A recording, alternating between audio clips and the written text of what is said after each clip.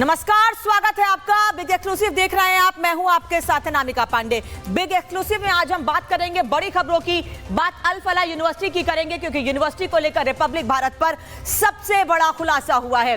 अल फलाह university को लेकर वहां के एम्प्लॉइज क्या कह रहे हैं, बिग एक्सक्लूसिव में आपको ये बताएंगे। 3 बड़ी खबरें आप तक पहुंचाऊंगी। पहली खबर, अल फलाह को लेकर एक बहुत बड़ा नया सनसनीखेज खुलासा हुआ है। क्या खुलासा है, क्या कहा है एम्प्लॉय ने, पूर्व एम्प्लॉय ने, ये आपको बताऊंगी। दूसरी बड़ी खबर है पुतिन और मोदी की मुलाकात की। 4 और 5 दिसंबर को यह मुलाकात होनी है। बदलने वाले वर्ल्ड ऑर्डर की बात करेंगे कि कैसे दुनिया के देश इस मुलाकात पर नजर बनाए हुए हैं और कुछ देशों में डर का माहौल है। और तीसरी बड़ी खबर होगी पाकिस्तान से, जहां इमरान खान को लेकर जारी तनाव के बीच शहबाज शरीफ और आसिम मुनीर के बीच भी नया खेल शुरू हो गया है। आसिम मुनीर की ताकत कम करना चाहते हैं क्या शहबाज शरीफ, क्योंकि पिछले दिनों सीडीएफ को लेकर जो नोटिफिकेशन जारी नहीं हुआ है उसके बाद यही सवाल उठ रहे हैं। बात इस खबर पर विस्तार से करेंगे, लेकिन सबसे पहले बात कर लेते हैं फरीदाबाद में अल फलाह यूनिवर्सिटी को लेकर सबसे बड़े खुलासे की। ये खुलासा करने वाला कोई और नहीं बल्कि वहां काम कर चुका एक पूर्व कर्मचारी है, जिसने कई जानकारियां दी हैं। क्या क्या खुलासे हुए, सबसे पहले आपको यह बता देती हूं। खुलासा नंबर 1, उमर की मौत पर शोक मनाया गया है अल फलाह यूनिवर्सिटी के भीतर, यह कहना है वहां के कर्मचारी का। दूसरी बड़ी जानकारी मिल रही है कि रोज 150 फर्जी मरीजों की फाइलें तैयार वहां की जाती थी। और तीसरा बड़ा खुलासा इस एम्प्लॉय ने यह किया है कि यह काम मैनेजमेंट के निर्देश पर कराया जाता था, जो नहीं करता था उसे परेशान किया जाता था। चौथी बड़ी जानकारी यह कि आदेश ना मानने वाले कर्मचारियों की सैलरी तक काट ली जाती थी। पांचवा खुलासा यह कि अल फलाह यूनिवर्सिटी में हिंदू स्टाफ के साथ भेदभाव किया जाता था। ये बड़े खुलासे हुए हैं। छठा विस्फोटक खुलासा आपको बता देती हूं कि कुछ डॉक्टर पाकिस्तान की तारीफ भी करते थे। वहां पर अंदर जो मुस्लिम डॉक्टर थे वो पाकिस्तान की तारीफ करते थे। और सातवां बड़ा खुलासा यह कि अस्पताल परिसर में पाकिस्तान जिंदाबाद के नारे तक लगे हैं। भारत में फरीदाबाद में यूनिवर्सिटी मौजूद है और उसके अंदर पाकिस्तान जिंदाबाद के नारे लगाए जाते हैं और अस्पताल परिसर के भीतर पाकिस्तान की तारीफ की जाती है, लेकिन प्रबंधन को कोई फर्क नहीं पड़ता है, बल्कि जो सवाल पूछता था उस पर कार्रवाई होती थी। पूर्व कर्मचारी का क्या कहना, रिपब्लिक भारत से सुनिए। सबसे पहले मैंने एज ए नर्सिंग स्टाफ की पोस्ट पर काम किया हुआ है, यहाँ आईसीयू में किया हुआ था। 80/20 का रेशो रख लो।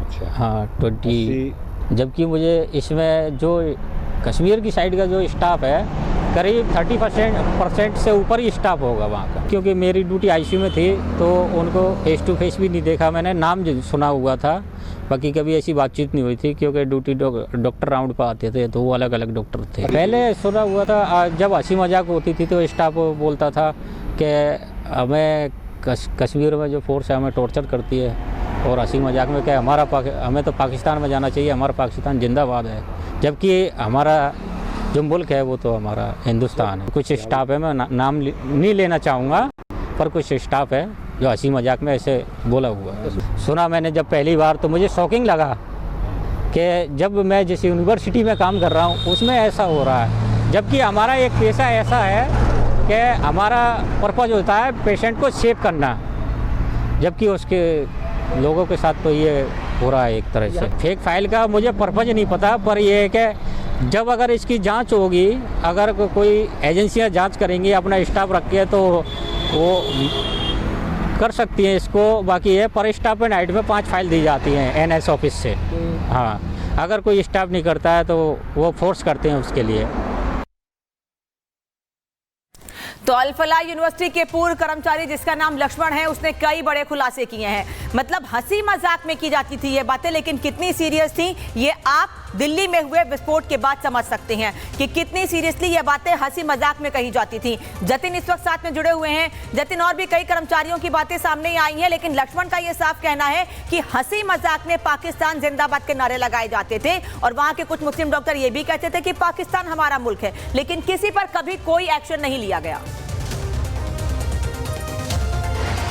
बिल्कुल, देखिए तकरीबन 30% जो कश्मीरी वहां पर काम करते थे उन सभी से जब बातचीत इस कर्मचारी ने की तो उसने साफ तौर पर बोला कि कैसे पाकिस्तान जिंदाबाद के जो नारे हैं वो वहां पर लगाया करते थे। ना सिर्फ पाकिस्तान जिंदाबाद के नारे बल्कि इंडियन आर्मी को लेकर भी तमाम जो बातें हैं वो वहां पर की जाती थी। और ये अपने आप में ही उस पूरी मेंटालिटी, उस अल-फलाह यूनिवर्सिटी से जुड़ा जो पूरा कंपाउंड है वहां पे काम करने वाले लोग, उनके बीच में जो बातचीत होती थी वो सबसे बड़ा मुद्दा था। और यही कारण है कि इस पूरे मामले में जब जांच अब तमाम सिक्योरिटी फोर्सेस कर रही है तो अल-फलाह यूनिवर्सिटी से जुड़े जितने भी जो दूसरे पैटर्न्स हैं उनको भी खंगालने का काम किया जा रहा है। लेकिन ये पूर्व कर्मचारी जो अपने स्टेटमेंट में बहुत कुछ बयां कर रहा है, वो बता रहा है कि किस तरीके का माहौल था, हिंदुओं को दबाने की वहां पर कोशिश की जाती थी। ना सिर्फ हिंदुओं को दबाने की बल्कि पाकिस्तान का जो प्रोपेगेंडा है वो कश्मीरी जो काम करने वाले लोग थे वो किस तरीके से चलाते थे, ये अपने आप में बड़ा सवाल था। और यही कारण है कि जांच एजेंसी अब इस एंगल पर भी इस पूरे मामले को इन्वेस्टिगेट करती हुई नजर आ रही है। ना सिर्फ हिंदुओं को दबाना बल्कि पाकिस्तान को प्रमोट करना, और उसी यूनिवर्सिटी से जिस तरीके से पूरा टेरर मॉड्यूल निकलकर सामने आया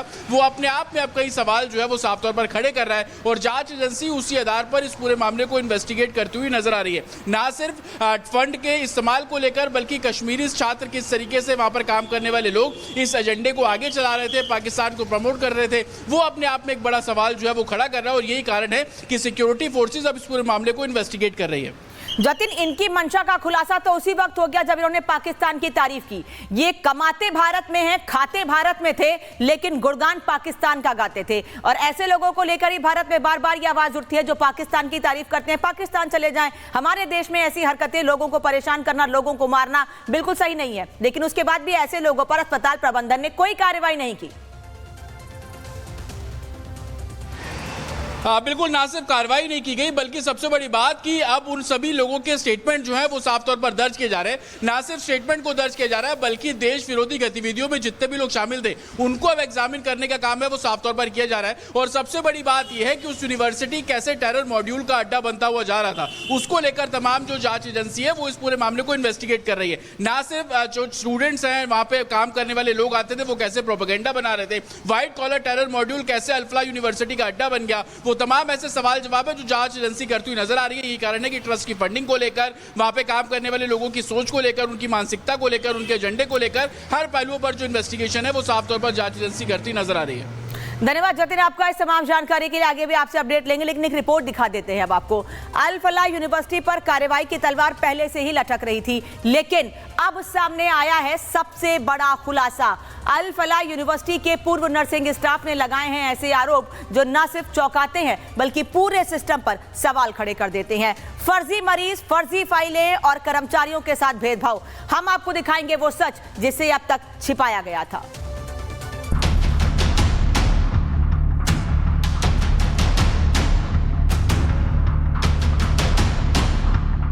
अस्पताल में प्रतिदिन 100 से 150 फर्जी फाइलें, विरोध करने वालों को सजा और हिंदू कर्मचारियों को निशाने पर रखने के आरोप। अल-फलाह पर बड़ा खुलासा। पूर्व नर्सिंग स्टाफ ने पहली बार कैमरे पर वो दावा किया है जो अल-फलाह की साख को जमीन पर गिरा देता है। दिल्ली ब्लास्ट मामले में फरीदाबाद की अल-फलाह यूनिवर्सिटी जांच एजेंसियों के रडार पर है। यहां के एक पूर्व नर्सिंग स्टाफ ने दावा किया कि यूनिवर्सिटी के मेडिकल कॉलेज अस्पताल में रोजाना 100 से 150 तक मरीजों की फर्जी फाइलें तैयार की जाती थी। की फर्जी फाइल्स वगैरह ये लोग बनाते थे, अगर आप मुझे कुछ बता पाए जो आपने काम करते हैं। मेरे पास एविडेंस रखे हुए हैं। क्या एविडेंस है? वो फेक फाइल। अच्छा, किन की ये फेक फाइल होती थी? पेशेंटों की होती थी। मतलब किसी पर्टिकुलर रिलीजन की, या वो फेक फाइल बनाते ही थे? फेक फाइल पर स्टाफ 5 फाइल बनती थी पर नाइट में। अच्छा, मतलब हर एक स्टाफ को बोला जाता था कि वो रात में 5 फाइल बनाए। ऐसा कितने स्टाफ के साथ होता था? सभी स्टाफ जो नाइट ड्यूटी में था। अच्छा, तो एक रात में फिर कितनी फाइल बन जाती होंगी? 100 से 150 फाइल तो आराम से बन जाती है। और ये किसके कहने पर बनाने के लिए बोला जाता था? ये तो वहाँ का मैनेजमेंट की तरफ से था। अच्छा, आपने सर कब से कब तक काम किया इसमें, अल-फलाह यूनिवर्सिटी में? ये तो मैंने जुलाई में से और अक्टूबर तक किया। तो कोई दबाव बनाते थे ये लोग फेक फाइल बनाने के लिए? हाँ, उसका तो था, उसमें प्रेशर देते थे स्टाफ के लिए। और अगर कोई नहीं बनाए तो फिर उसमें सैलरी इशू निकालते। अच्छा, तो ऐसा भी था क्या कि वहाँ पे जो हिंदू स्टाफ था उनके साथ भेदभाव होता था? आपने कुछ ऐसा ऑब्जर्व किया अपने साथ? किया था, मैंने बताया भी था एक दिन। कैसा, मतलब अगर आप मुझे बता पाए कि किस तरीके का व्यवहार हिंदू स्टाफ के साथ होता था?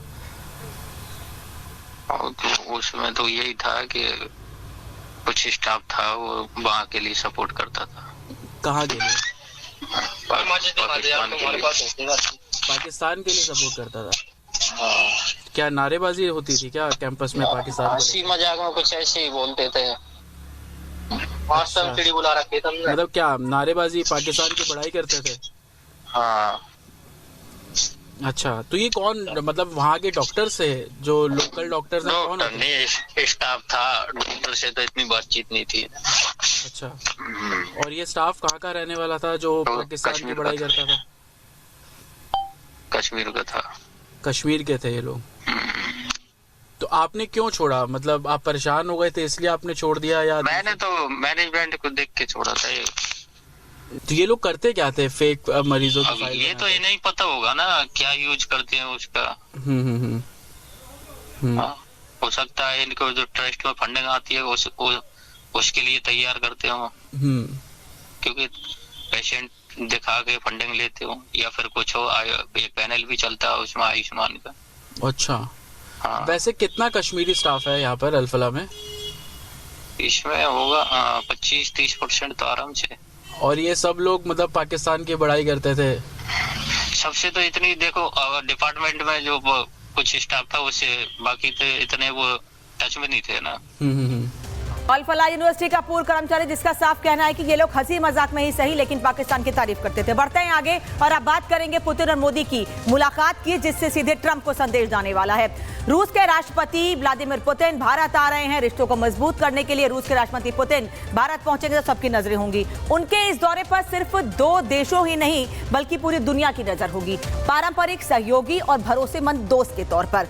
रूस ने भारत के रक्षा बेड़े को मजबूत करने में बड़ा सहयोग किया है और एक बार फिर पुतिन जब भारत आ रहे हैं तो पूरी दुनिया की नजरें इस महामुलाकात पर टिकी होंगी। भारत रूस सैन्य समझौते पर मुहर लगेगी। ड्यूमा में सैन्य समझौतों को मंजूरी मिल जाएगी। समझौते मंजूरी होने के साथ साथ भारत रूस के बीच रेलोस समझौता होगा। रिपोर्ट दिखाते हैं आपको।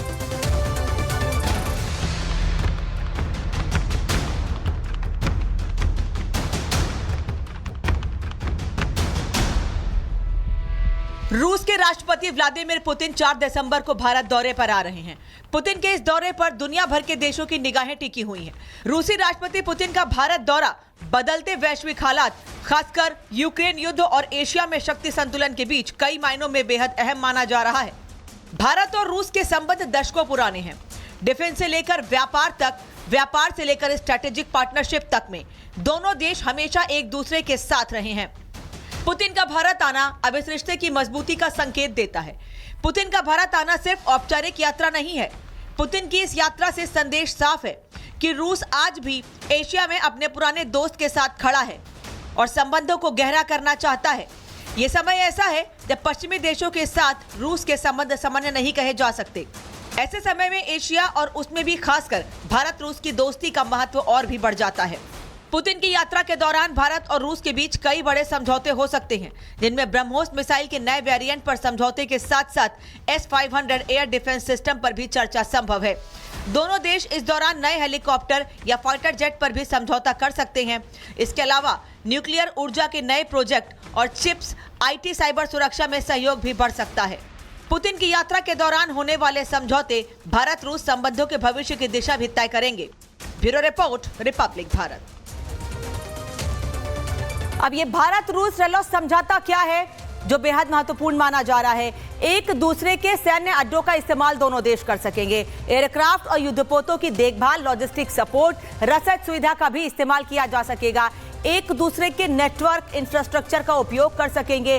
भारत रूस की सैन्य ऑपरेशन की लागत घटेगी। समझौता युद्ध काल के साथ शांति काल में भी लागू होगा, यानी इस समझौते में कहीं कोई भी नानुकुर नहीं होगा। एक रिपोर्ट आपको दिखाते हैं।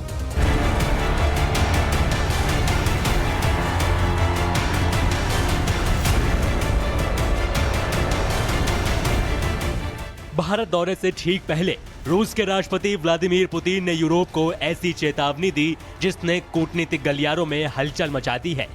पुतिन ने साफ शब्दों में कहा कि अगर यूरोप युद्ध चाहता है तो रूस इसके लिए तैयार है।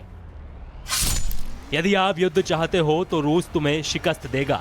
यूरोपीय शक्तियों की हार इतनी पक्की और मुकम्मल होगी कि शांति समझौता करने के लिए भी कोई नहीं बचेगा। 4 दिसंबर को पुतिन भारत आने वाले हैं, लेकिन उससे पहले इस चेतावनी को कूटनीतिक हलकों में रूस का स्ट्रेटेजिक मैसेज माना जा रहा है।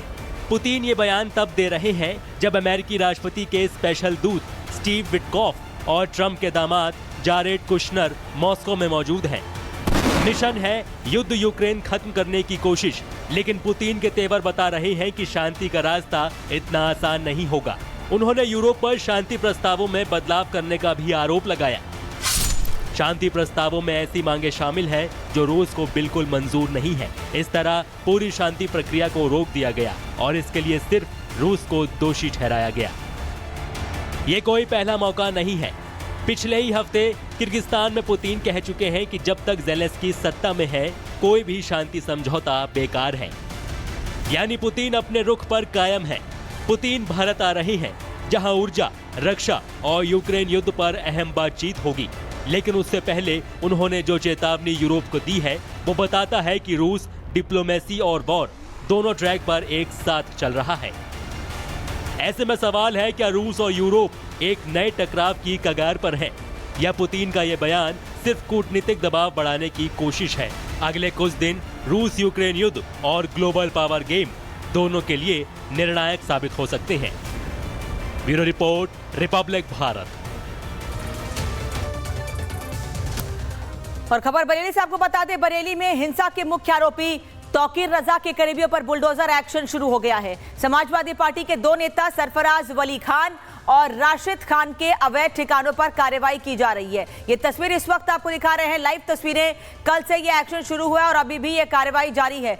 कल आपने देखा था कि किस तरह से बड़ी संख्या में महिलाएं वहां पहुंच गई थी और इस कार्रवाई को रोकने का प्रयास किया जा रहा था, लेकिन आज वहां से सामान एक बार फिर से शिफ्ट किया जा रहा है दूसरे मैरिज हॉल से, जहां रहने का ठिकाना भी है और वहीं पर मैरिज हॉल भी बना हुआ है। तो उस मैरिज हॉल से सामान को शिफ्ट किया जा रहा है और उसके बाद लोगों को बाहर निकलने के लिए पहले ही कह दिया गया है। उसके बाद इस इलीगल कंस्ट्रक्शन को, जो अवैध निर्माण है, इसे गिराया जाएगा, ढहाया जाएगा। कल भी बरेली में एक मैरिज हॉल को गिराया गया है, जिसको पहले ही कहा गया था कि वो अवैध निर्माण है, उसको लेकर नोटिस जारी किया गया था। कल बड़ी संख्या में महिलाएं सड़कों पर थी और उस कार्रवाई को रोकने का प्रयास किया जा रहा था, लेकिन आज एक बार फिर से, कल जब वो कार्रवाई संपन्न हुई उसके बाद आज एक बार फिर से बुलडोजर कार्रवाई हो रही है। तस्वीर आपको दिखा रहे हैं, ये लाइव तस्वीरें, जहां बुलडोजर एक्शन से पहले सभी सामान को शिफ्ट किया जा रहा है। सितंबर के महीने में आई लव मोहम्मद को लेकर मौलाना तौकीर रजा ने लोगों को मस्जिद के पास इकट्ठे होने के लिए कहा था, जिसके बाद तौकीर रजा को हिरासत में ले लिया गया था और लेकिन बड़ी संख्या में लोग बरेली में मस्जिद के पास इकट्ठे हुए थे और उसके बाद पुलिस पर पथराव किया गया था। पुलिस जब इनको रोकने की कोशिश की थी, उसके बाद पुलिस पर और पथराव किए गए और हमले किए गए थे। अब सीधे सीधे कहा गया है कि वो लोग जो इसमें शामिल थे उनकी संपत्ति की जांच की जाएगी और कुछ भी अवैध पाया जाता है तो कार्रवाई की जाएगी। और अब देखिए, उसी अवैध निर्माण पर कार्रवाई की जा रही है। काफी सरकारी जमीन है जिस पर बिना जानकारी के निर्माण किया गया है, वहां से अब सामान शिफ्ट किया जा रहा है और उसके बाद अब इस पर बुलडोजर कार्रवाई की तैयारी की जा रही है।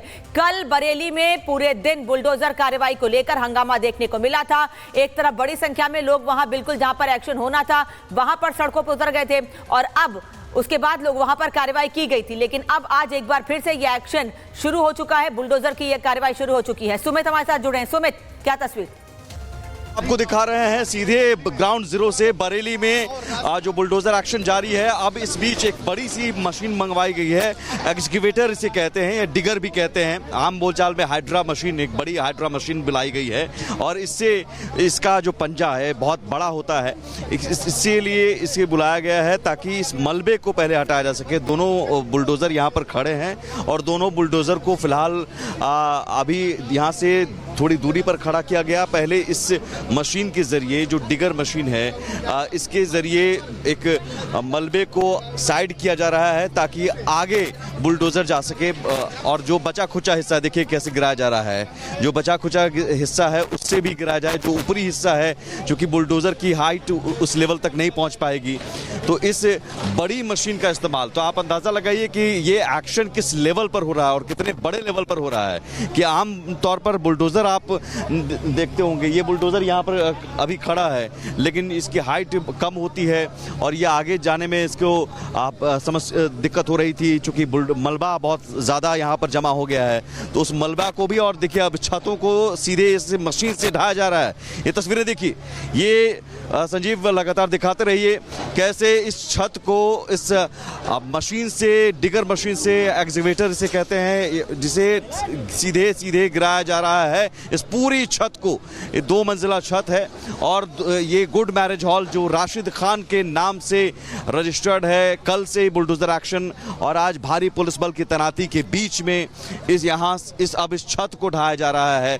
गुड मैरिज हॉल को इसलिए पहले ढाया जा रहा है क्योंकि ऐवान फरहत मैरिज हॉल, यहाँ टावर का काम चल रहा है और टावर का काम, जब तक टावर उतारने का काम चालू है। और ये देखिए, ये छत गिरने वाली है थोड़ा पीछे, और ये धूल और मलबे आपको सिर्फ और सिर्फ नजर आएंगे। तो देखिए, ये पूरी तरह से छत धराशायी हो गई, पूरी तरह से छत धराशायी हो गई है। जमीन और बहुत ज़्यादा मात्रा में यहाँ पर मलबा और धूल सिर्फ और सिर्फ दिख रहे हैं। आप संजीव भी थोड़ा पीछे आ जाइए और उसके बाद तस्वीरें दिखाते रहिए। बहुत ज़्यादा धूल और मलबा, और ये जो कल तक ये मैरिज हॉल शानदार तरीके से खड़ा था, वो अब यहाँ से नीचे गिर चुका है, धराशायी हो गया है। सुरक्षा बल यहाँ पर लगातार तैनात है, पुलिस फोर्स तैनात है, और जो बाकी बचे हिस्से हैं, आज कोशिश है कि उन हिस्सों को गिराया जाए, उन हिस्सों को ध्वस्त किया जाए। फिलहाल इस बुलडोज़र को यहाँ पर खड़ा किया गया है और बुलडोज़र इसके बाद जो बचे खुचे हिस्से हैं उसको तोड़ेगा। देखिए, पूरी तरह से धूल आपको कुछ दिखाई नहीं देगा क्योंकि इतनी बड़ी मात्रा में यहाँ पर पूरी छत को सीधे उस बड़ी मशीन के ज़रिए गिरा दिया गया है। और अब बाकी जो बचे हिस्से हैं उसका काम बुलडोज़र करेगा। उस मलबे को भी साइड करने की चुनौती है, हटाने की चुनौती है। तो एक पूरा आधा हिस्सा पूरा आगे से गुड मैरिज हॉल का ये गिर चुका है और दूसरी तरफ जो बाकी बचा हिस्सा है उसे भी तोड़ा जाएगा। पूरी तरह से खाली करा लिया गया था। अब ये बुलडोज़र एक्शन, चूंकि यहाँ खड़ा होना बड़ा मुश्किल हो रहा है, धूल और मलबा इतनी ज़्यादा है यहाँ पर। लेकिन हम इस तस्वीर को दिखाते रहेंगे और दिखाने के पीछे मकसद हम कल से ही कह रहे हैं, क्योंकि यूपी में अवैध निर्माण करेंगे तो मशीनें चाहे जितनी लगे, बुलडोज़र चाहे जितनी लगे, वो गिराया जाएगा और समतल किया जाएगा, ज़मीन पर उसे मिट्टी में मिलाया जाएगा, क्योंकि वो अवैध निर्माण है। भूमाफियाओं को यहाँ पर कोई जगह नहीं मिलेगी। अब आगे आ जाइए संजीव। और यहाँ जो कार्रवाई है वो लगातार जारी है। कुछ हिस्से अभी बचे हुए हैं, उन हिस्सों को भी इसी मशीन से गिराया जाएगा। और यहाँ पर देखिए, इस घर के बाहर भी पुलिस की तैनाती की गई है। इस घर के बाहर भी पुलिस की तैनाती की गई है ताकि यहाँ से कोई नहीं है। सर, यहाँ पर भी पुलिस की तैनाती की गई है, छतों पर भी तैनाती की गई है? जी, सुरक्षा को दृष्टिगत रखते हुए छतों पे भी तैनाती की गई है और पर्याप्त चारों तरफ जो बैरिकेड भी की गई है, कि चूंकि आप देख रहे हैं कि यहाँ पे बिल्डिंग थोड़ी बड़ी है और ये मार्ग है, तो जिससे आवाजाही ना हो सके, इसको दृष्टिगत रखते हुए हम लोगों ने बैरिकेड्स भी किया है। आसपास की छतों पे भी ड्यूटियां लगाई गई। बड़ी संख्या में महिलाएं आगे आ गई थी। हाँ, कल महिलाएं कुछ आ गई थी, लेकिन उनको हम लोगों ने समय रहते हुए उसको कंट्रोल कर लिया। और कल भी हमारे पास पर्याप्त पुलिस बल मौजूद था और आज भी हमारे पास पर्याप्त फोर्स मौजूद। दिखाइए संजीव, दिखाइए। अब एक और बाकी हिस्से को भी गिराया जा रहा है। ये सीधे, ये जो मशीन है बहुत आसान तरीके से, क्योंकि बुलडोज़र यहाँ तक नहीं पहुँच पाएगा, तो इसलिए इस मशीन का इस्तेमाल किया जा रहा है ताकि छत के हिस्से को सीधे ऊपर से ही गिराया जाए और ज़्यादा इसमें मेहनत ना लगे। और इस मशीन के जरिए देखिए, ये एक और हिस्सा हिस्सा, एक और हिस्सा ये गिर गया, एक और हिस्सा गिर गया, और एक एक करके एक एक दीवार, एक एक छतों को, एक एक बालकनी, रेलिंग जो ये मैरिज हॉल बना था उसे लगातार यहाँ पर गिराया जा रहा है। कार्रवाई शुरू हो गई है और इस कार्रवाई के जरिए मैसेज देने की कोशिश, संदेश साफ है, यूपी में योगी राज है और यहाँ पर कानून हाथ में लेने वालों को या भूमाफियाओं को या अवैध निर्माण करने वालों को बख्शा नहीं जाएगा, कोई रहम नहीं। अगर आपने कानून हाथ में लिया तो ये कार्रवाई, मशीन चलेगी और मशीन ऐसी ही चलती रहेगी।